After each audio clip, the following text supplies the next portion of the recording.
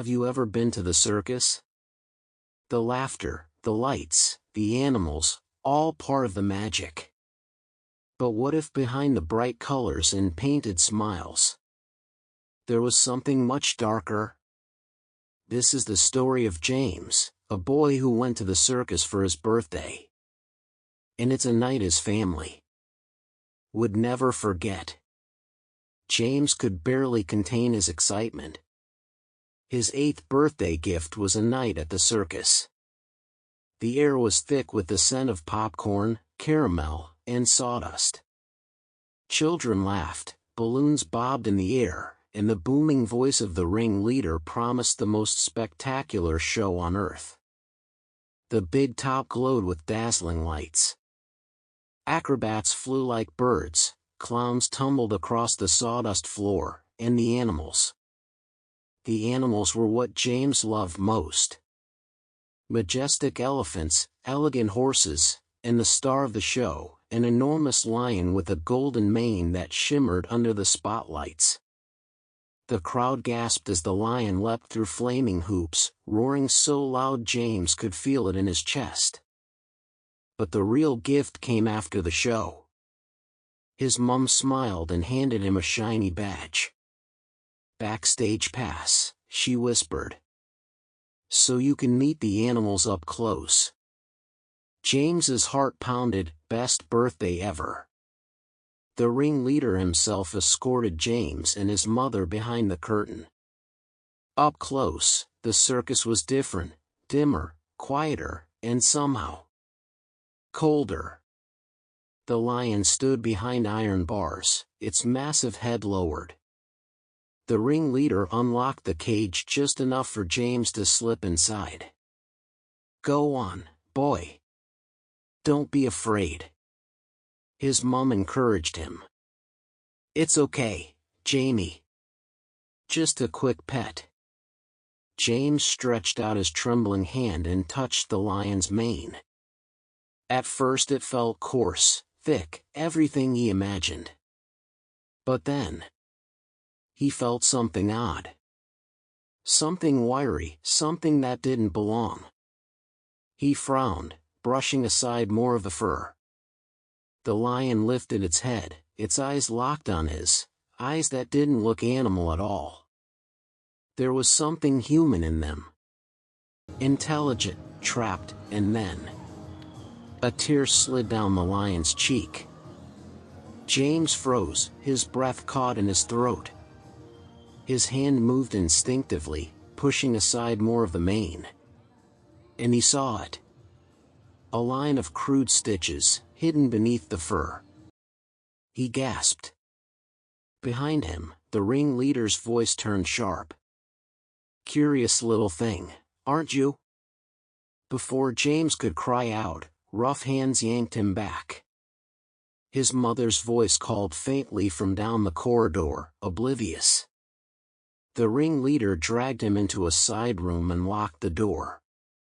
The iron clank echoed in James's ears. He pounded on it. "Mom! Mom!"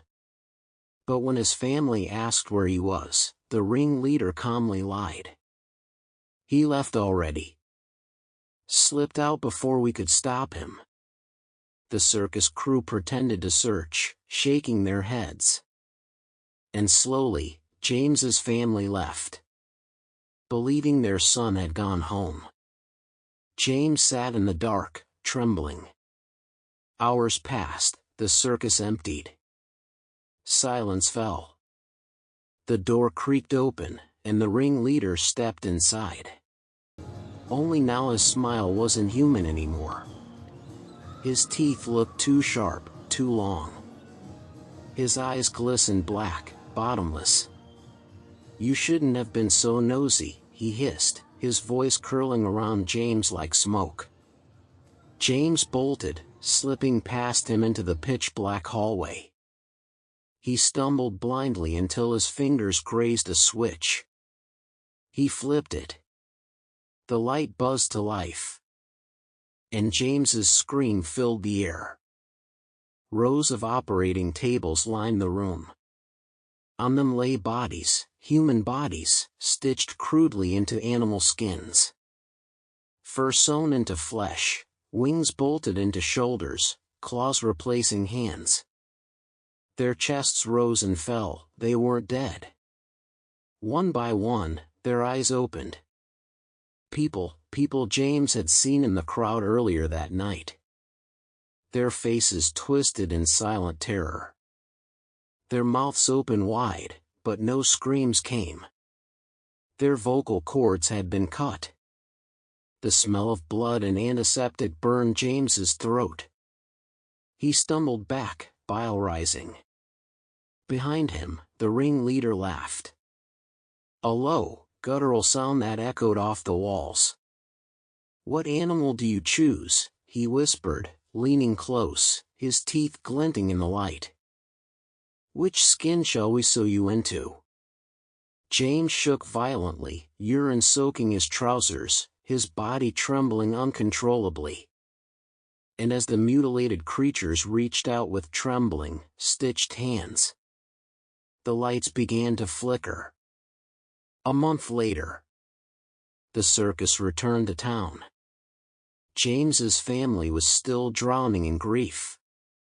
But his mother insisted they go, maybe to feel closer to James, since the circus was the last memory they had of him. This time, there was a new attraction. A brand new animal the posters bragged about, an adorable, fluffy panda. The family was given backstage passes again.